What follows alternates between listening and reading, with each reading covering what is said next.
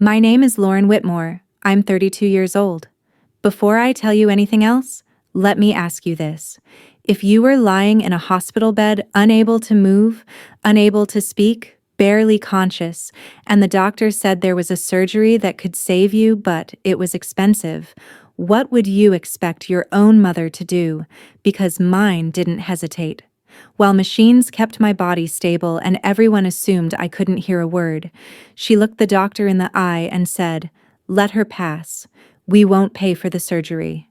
Not because there was no chance, not because the procedure wouldn't work, but because it cost too much. A few minutes later, she signed a do not resuscitate order. At that moment, my life was reduced to a line item, a cost-benefit decision, something to be minimized. What she didn't know was that someone I trusted was standing quietly in the room, someone who had legal authority to be there, someone who heard every word, every calculation, every pause before she signed her name. I didn't scream. I didn't wake up and confront her. I didn't beg. When I finally opened my eyes days later, I acted like nothing had changed. I let them believe I was confused. I let them believe I didn't understand what had been done. Because saying something would have been easy, what I did instead took 24 hours and it destroyed everything they thought they controlled. If you've ever felt betrayed by the people who were supposed to protect you, take a second to subscribe and tell me where you're watching from. Some stories aren't about revenge. They're about survival and what happens when silence becomes a weapon. 3 months before the accident, I was Lauren Whitmore, 32 years old, working as a compliance and risk analyst for a regional financial services firm, the kind of job that trained me to notice patterns people preferred to ignore and to question decisions that were dressed up as reasonable but never fully explained. My days were spent reviewing reports, tracing inconsistencies, and documenting risks long before they turned into crises, which made it impossible for me not to see the quiet shifts happening inside my own family. My father had passed away years earlier, and in his will, he left me an inheritance of $25 million, structured carefully protected by layers of oversight and intended to remain untouched until specific conditions were met. He had believed in safeguards not because he distrusted people, but because he understood how money changed them. After his death, my relationship with my mother settled into something polite, but distant, not openly hostile, just emotionally thin, the kind of connection that survived on short phone calls, scheduled visits, and an unspoken agreement not to push too hard into subjects that made either of us uncomfortable.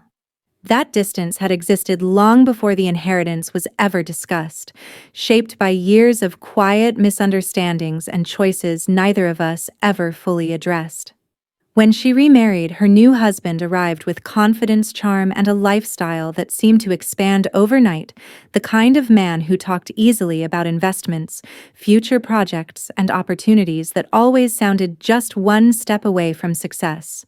He worked in real estate development and private deals, moving constantly between meetings, construction sites, and phone calls that never seemed to end, and he carried himself like someone accustomed to taking risks, because he believed they would eventually pay off.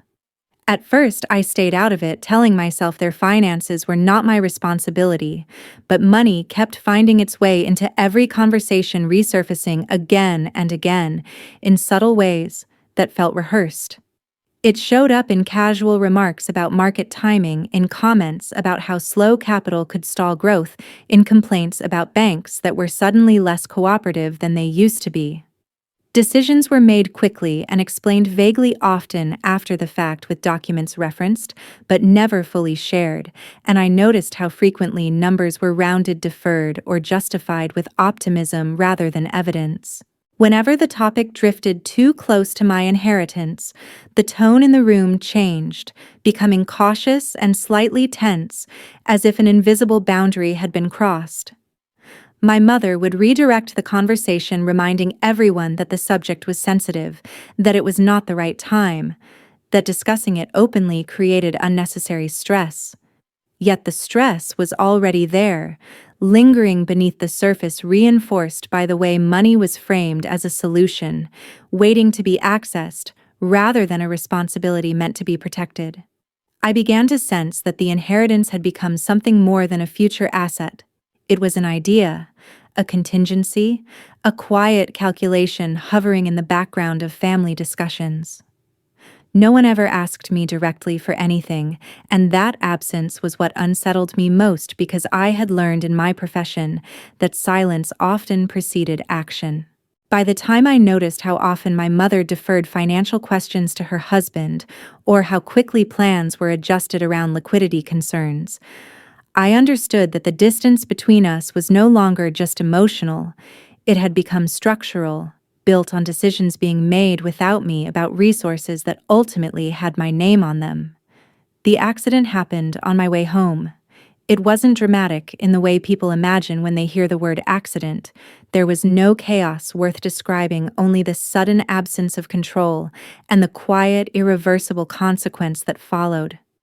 By the time emergency responders reached me, decisions had already been made on my behalf, and by the time I arrived at the hospital, I was no longer able to participate in any of them. I was admitted unconscious, placed under observation, and moved quickly into critical care as doctors worked through protocols designed for patients who could not speak for themselves. Tests were run, scans were reviewed, and within hours a treatment path was outlined, including a surgical option that carried risk, but also a meaningful chance of recovery.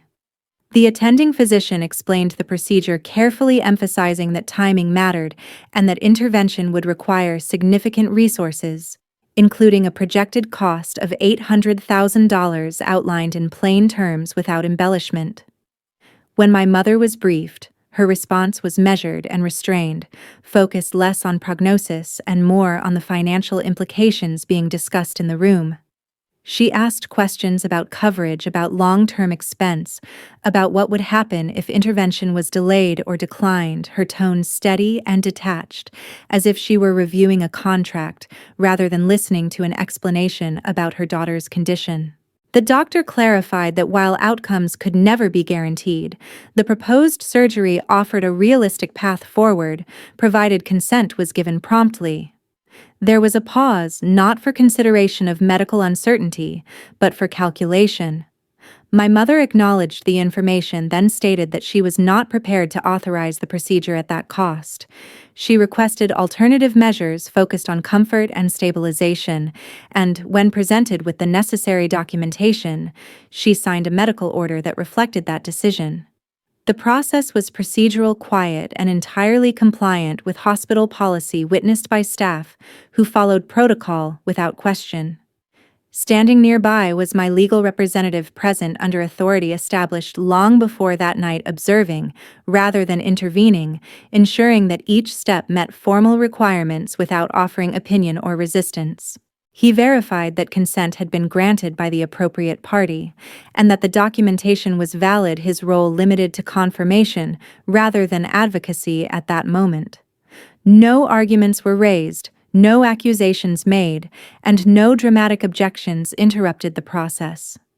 The hospital continued care within the boundaries that had been set, adjusting treatment plans accordingly, while machines monitored my condition and time moved forward without input from me. In that space between medical necessity and financial restraint, a decision was recorded not as an act of cruelty or compassion, but as a choice documented, signed, and filed, one that would shape everything that came after. 3 days later, as the monitors showed signs of stability, I woke up slowly, not all at once, but in fragments, awareness returning in layers rather than a single moment of clarity. I could hear voices before I could open my eyes, understand words before I could respond to them, and when I finally focused enough to recognize where I was, I already knew far more than anyone in the room realized. My body felt heavy, uncooperative, but my mind was intact, sharper than it had been in days, quietly assembling the sequence of events I had only partially sensed before. When my legal representative leaned in close enough to speak without being overheard, he did not dramatize what had happened or soften it for my sake. He simply explained that everything had been documented, every discussion, every form, every medical recommendation and response preserved within both hospital records and formal legal files. He told me he had not intervened at the time because intervention would have changed the process, not the facts, and what mattered was that the decisions had been made openly recorded accurately and executed according to policy. The attending physician later confirmed that my condition had improved enough to justify cautious optimism, that recovery was possible, and that continued monitoring would determine the pace, rather than the outcome information delivered clinically without emotion, as if this were a chart review instead of my life. I listened without reacting, absorbing each confirmation with the same restraint I used in my professional life when faced with uncomfortable data.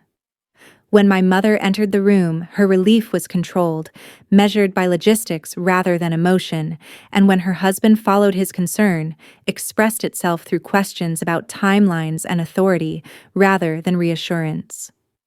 I answered slowly, deliberately imprecise, letting my responses trail just short of coherence, allowing pauses to stretch long enough to invite assumptions. I asked where I was, even though I knew struggled with dates I could have recited easily, and let my gaze drift when conversations turned technical. No one challenged it. In fact, the more uncertain I appeared, the more comfortable the room became, as if confusion simplified matters that clarity would complicate. Later, when I was alone with my legal representative again, we spoke in careful fragments, agreeing without stating outright that immediate confrontation would serve no purpose. What mattered was control, and control depended on perception. I chose to appear diminished because being underestimated created space, and space created opportunity. By allowing them to believe that my cognitive grasp had weakened, I watched the dynamic shift subtly but decisively, decisions being discussed around me rather than with me, assumptions forming about my capacity to manage anything complex, including the financial structures my father had put in place. I did not correct them. I conserved energy, maintained the performance, and let the belief settle that I was no longer capable of oversight, knowing that in doing so, I was being given exactly what I needed without having to ask for it. In the weeks that followed while I remained in the hospital, I continued to play the role they had already accepted, answering questions slowly, forgetting details that once came easily, and letting silence do the work that arguments never could. The more consistent my performance became, the less guarded the room felt, and conversations that had once stopped when I entered now continued as if I were no longer part of them.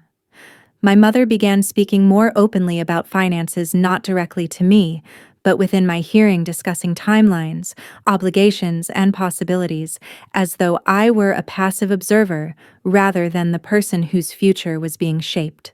Her husband joined those conversations with increasing urgency, outlining scenarios, referencing stalled projects, and framing delays as temporary setbacks that required decisive action. The inheritance was mentioned more frequently, not as a certainty, but as a resource that could stabilize things if managed correctly, a contingency that needed coordination rather than consent. I watched them test boundaries in small ways, asking whether documents could be reviewed, whether access could be streamlined, whether decisions could be centralized to avoid confusion, each suggestion presented as practical rather than opportunistic. Meanwhile, my legal representative moved quietly through parallel channels, requesting records, reviewing filings, and assembling a timeline that existed entirely outside the hospital room.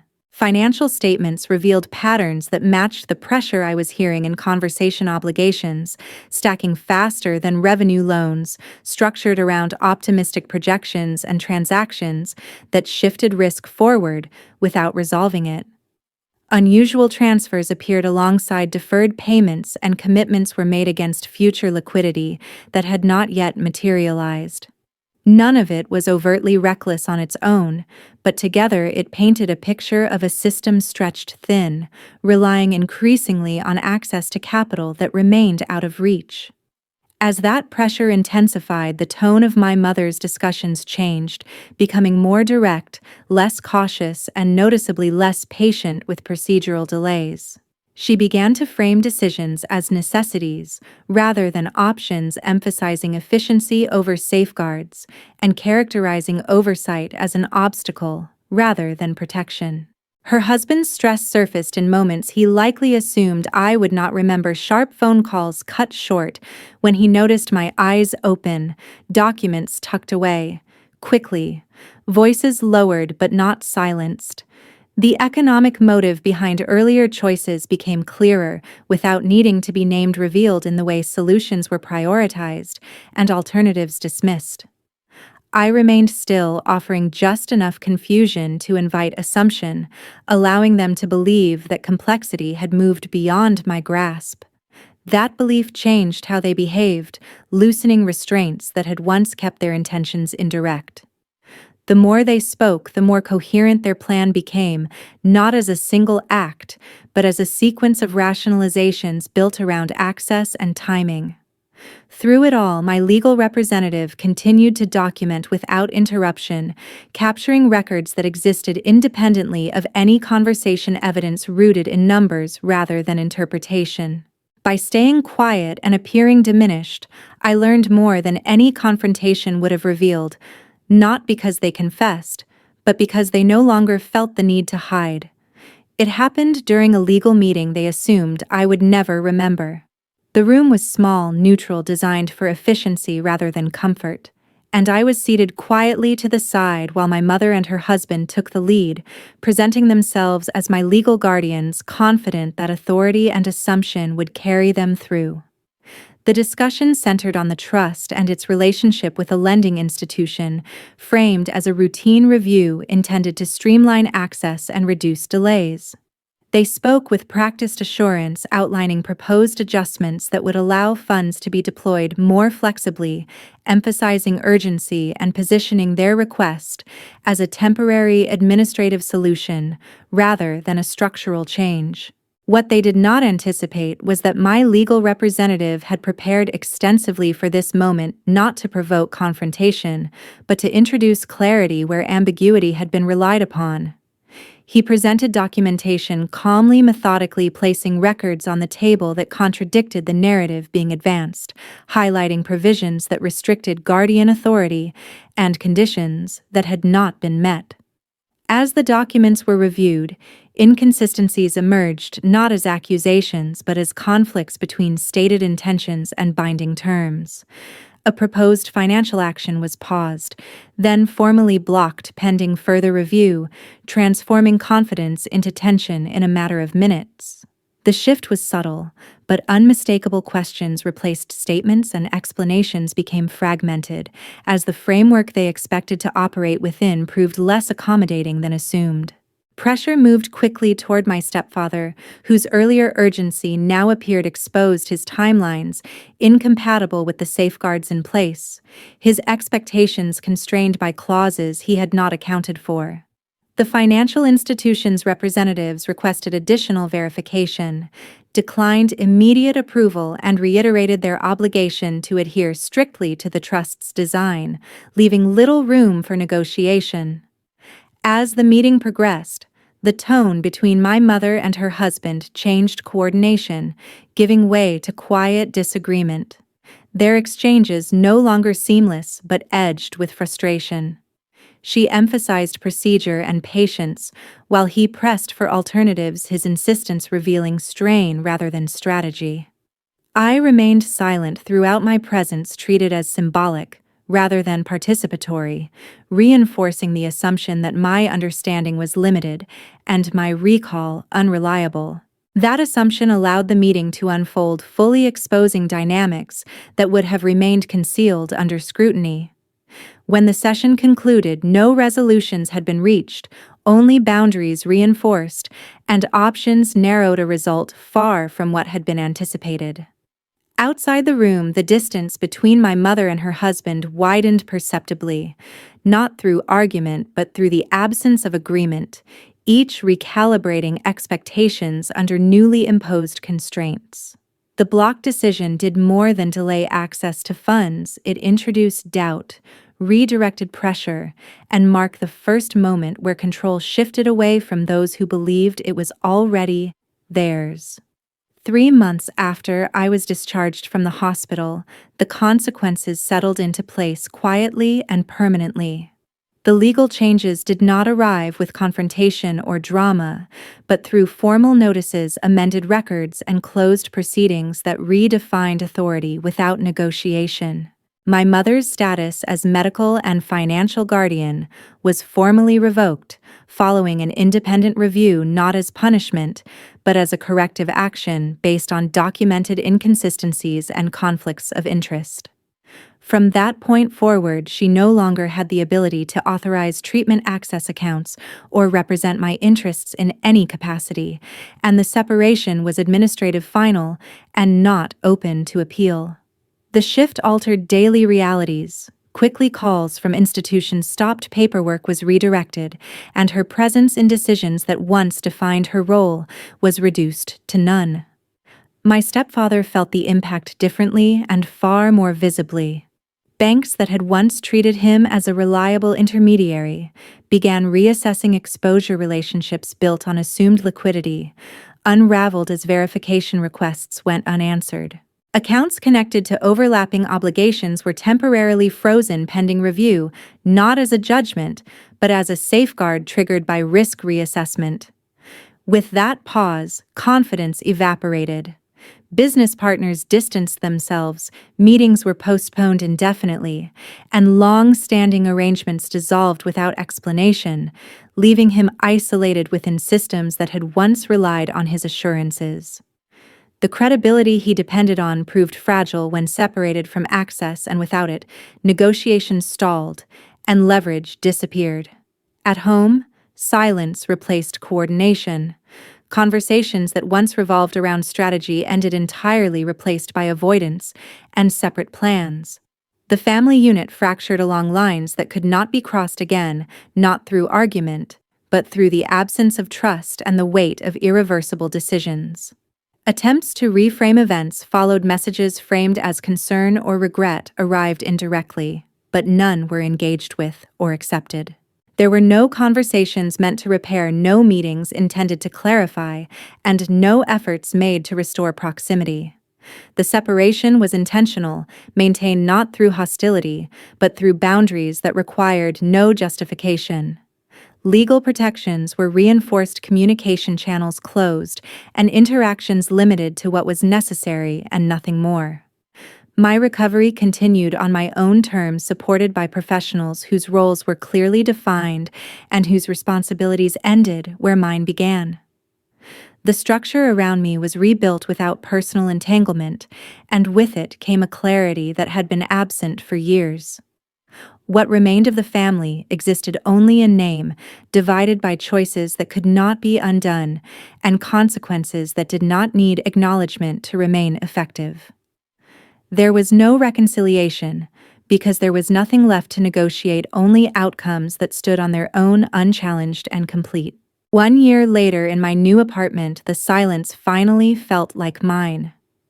It was not the kind of silence that follows loss or regret, but the kind that comes from clarity, from knowing that no one would walk in unannounced, demand explanations, or speak on my behalf.